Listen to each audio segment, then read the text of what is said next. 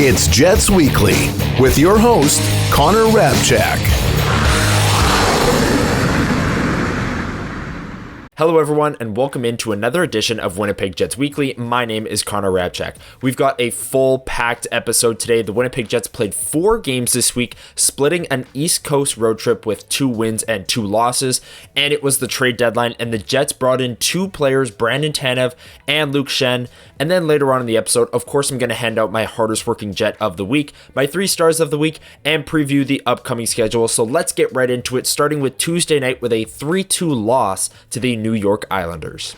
So the week started off with a loss, and this one coming at the hands of the New York Islanders, and it was the Jets' 3rd straight loss. This one was 3-2, and simply put, the Jets played well enough to win this game. The shot attempts were 75-54 in Winnipeg's favor. The expected goals 3.45 to 2.1 in the Jets' favor as well. The shots were even. The power play was clicking for the Jets. They went 2 for 3 in this one, but ultimately it wasn't enough to solve Ilya Sorokin, who played brilliantly in net for the New York Islanders. And like I said, this was the Jets' 3rd straight loss, but the biggest positive to come out of this game was that the power play was back. They were coming into this game with a long, extended slump, and they went 2 for 3 in this one, kept the Jets in it, and got a goal late to make it 3-2 and make it interesting, but ultimately the Jets lost this one, their 3rd straight, heading into a back-to-back against Philly and New Jersey with the trade deadline on the horizon.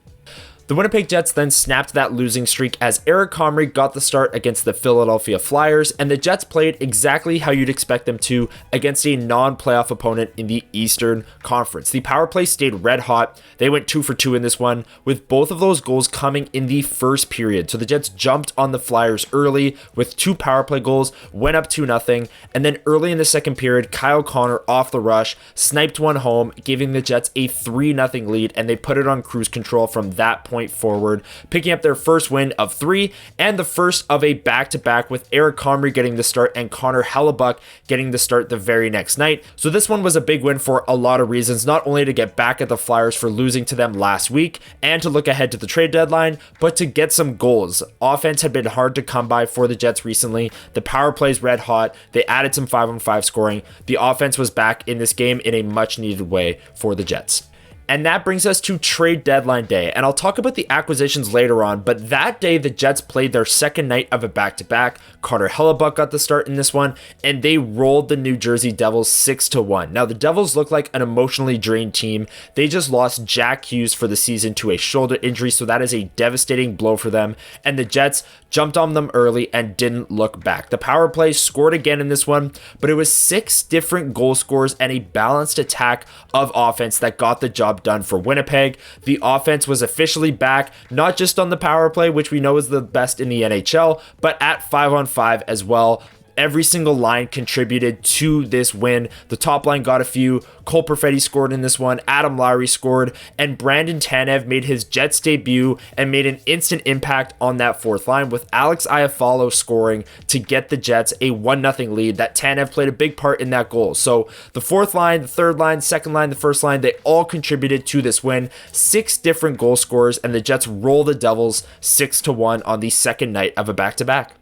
And that brings us to Sunday in the early evening, where the Jets lost their final game of the East Coast road trip 4-2 to the Carolina Hurricanes. The last time we saw the Canes, Mikko Rantanen was in their lineup, but on Friday's trade deadline, they traded him to the Dallas Stars, where Rantanen signed an 8-year extension. So it was a nice couple of weeks not having Rantanen in the Central Division, but it looks like he's back for the extended future, this time with the Dallas Stars and not the Colorado Avalanche. But no Mikko Rantanen, no problem for the Hurricanes. Freddie Anderson made some huge saves in this one. They got 1 power play goal on their 6 opportunities, so the Jets penalty kill did all they could to keep them in this one. The power play went 0 for 3. Would have been nice to have a power play goal in this one. Wasn't for a lack of effort, as 1 power play in the 3rd period had a ton of chances, but Freddie Anderson was up to the task. And the Jets' 2 goals in this one both came late when the game was kind of out of hand and didn't really mean much. But the Jets ended the road trip 2-2 in the middle of the trade deadline. Let's talk about those acquisitions now.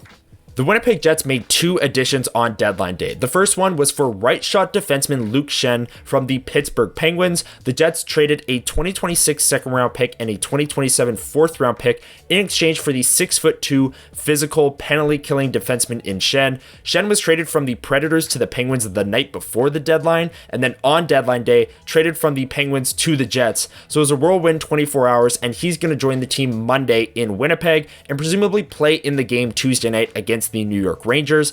And just minutes later, the Jets acquired Brandon Tanev, who everyone in this market is familiar with. He spent 4 seasons with the Winnipeg Jets, including on that 2017-18 team that made the run to the Western Conference Final. The Jets gave up a 2027 second round pick to the Seattle Kraken in exchange for Tanev, who was on a flight that afternoon and played in the game that night against the New Jersey Devils and immediately had an impact. He played on Sunday against the Hurricanes as well. The speedy, forechecking winger was exactly his usual self, and Jets fans love seeing Brandon Tanev back in a Winnipeg uniform. Those were the 2 moves the Jets made. Here's what general manager Kevin Cheveldayoff had to say the day of the deadline on the 2 players that he added to his team today.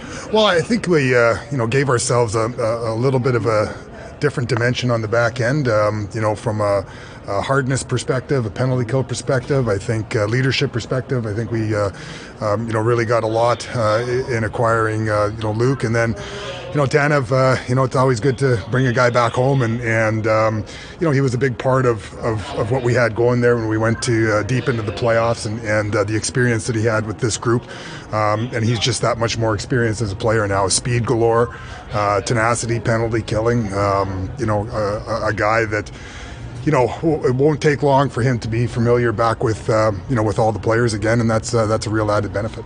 So there is Winnipeg Jets general manager Kevin Cheveldayoff speaking to reporters in New Jersey ahead of their game against the Devils and after the trade deadline had passed on the acquisitions of Luke Schenn and Brandon Tanev. Let's continue with the video. I'm going to hand out some awards, my hardest working Jet and my 3 stars of the week. But before we do that, make sure you hit the like button down below, hit that subscribe and the notification bell. We've got tons of content coming out down the stretch for the Winnipeg Jets here over at Winnipeg Sports Talk. You're not going to want to miss any of it. So hit that notification bell. Let's get into the hardest working Jet of the week.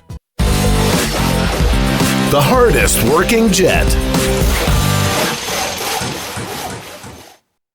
My hardest working Jet of the week is Turbo, Brandon Tanev. He immediately came back and was his usual self, frantic as ever, speedy as ever on the ice, running people into the boards, forechecking hard on the penalty kill, blocking shots. I think he's going to be the lead contender for this award the rest of the season just because of his play style, and he's exactly what the Winnipeg Jets need in their bottom 6. Another effective penalty killer who plays with speed, is tenacious on the forecheck, and will do whatever it takes to win. He even got in a few scrums on Friday night against the New Jersey Devils, so Tanev made an immediate impact, and Jets fans love seeing him back wearing number 73 for the Winnipeg Jets this time around. He's my hardest working Jet of the week.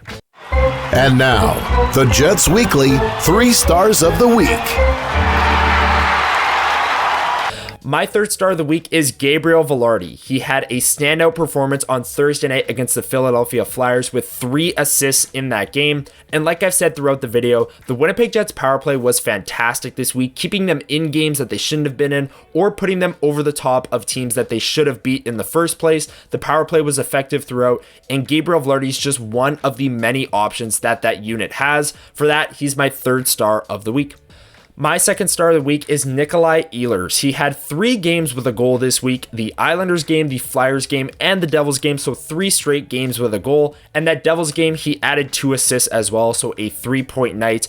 And the game that he went pointless in on Sunday against the Carolina Hurricanes, he was flying all night long, generating a ton of chances. The shot attempts with him on the ice in that game were 12-3 in the Jets' favor. So Nikolai Ehlers played 4 really solid games this week and just didn't get the production on Sunday against the Hurricanes, but for those 4 solid games and the production in the first 3 games of the week, he's my 2nd star of the week. My 1st star of the week is Jets captain Adam Lowry. Now, he is currently riding a 3-game goal streak. Through these past couple of games, the Flyers, Devils, and Hurricanes games, he scored 1 goal in each of them and was a massive reason for the Jets penalty kill, keeping them in that game on Sunday against the Hurricanes. For that, the leader of this team, Adam Lowry, is my 1st star of the week. let's quickly dive into the Winnipeg Jets' upcoming schedule, which is full of interesting games over these next 4. They're going to return home for a 2-game homestand starting Tuesday night against the New York Rangers. The Rangers have been a much better team since acquiring JT Miller a few weeks ago. They're fighting for their playoff lives in the East, and they are an Original 6 opponent, which is always fun, always a great atmosphere inside the building. So that's a great game to kick off the week.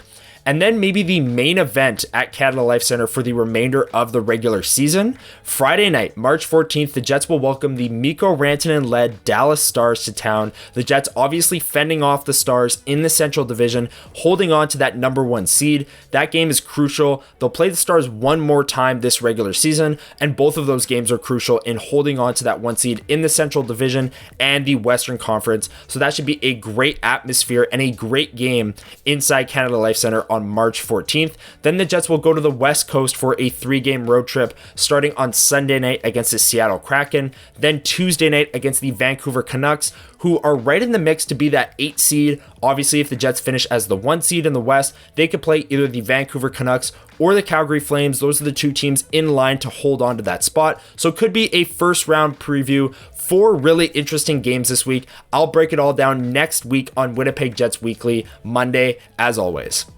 That is going to do it for this edition of Winnipeg Jets Weekly. Thank you so much for making it all the way to the end of the video. If you enjoyed it, hit that like button down below, hit the notification bell so you don't miss Winnipeg Jets Weekly every single Monday morning. I'll be back next week breaking down that Rangers game, the Stars game, and the Kraken game, so hit the notification bell so you don't miss it. I'll see you all next week. Enjoy the games this week and get down to Canada Life Center for some really entertaining matchups on Tuesday and Friday night, and I'll see you next Monday.